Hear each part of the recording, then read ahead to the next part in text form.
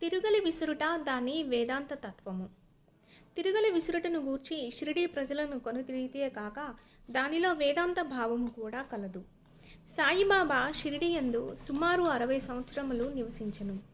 ఈ కాలమంతయు వారు తిరుగలి విసురుచునే ఉండిరి. నిత్యము వారు విసురునది గోధుమలు కావు, భక్తుల యొక్క పాపములు, మనోవిచారములు మొదలగునవి. తిరుగలి యొక్క క్రిందిరాయి కర్మ, మీదిరాయి భక్తి. చేతితో పట్టుకొనిన పిడి జ్ఞానము. జ్ఞానోదయమునకు గాని ఆత్మ సాక్షాత్కారమునకు గాని మొట్టమొదట పాపములను కోరికలను తుడిచివేయవలెను. అటు పిమ్మట త్రిగుణరాహిత్యమును పొందవలెను.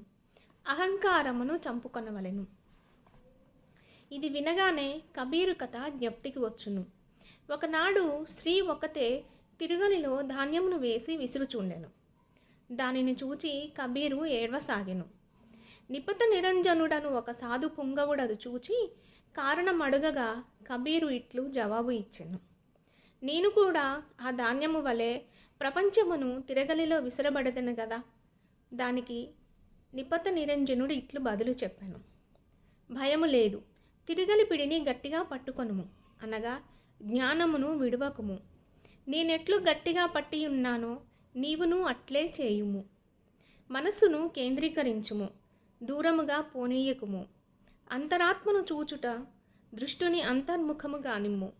నీవు తప్పక రక్షింపబడెదవు.